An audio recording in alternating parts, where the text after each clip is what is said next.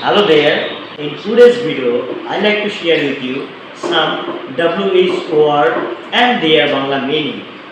If we know the meaning and the WH word, it will be very helpful for us to improve our English.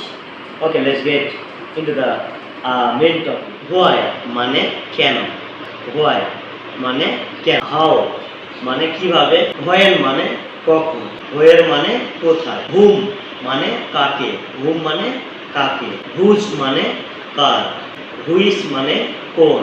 What মানে কি?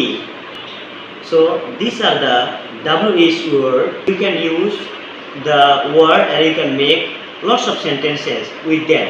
For example, what's your name? How about your exam?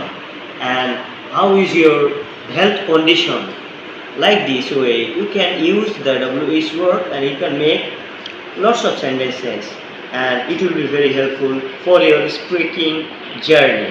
Thank you so much. I hope you got the main point from this video and you benefited by this video.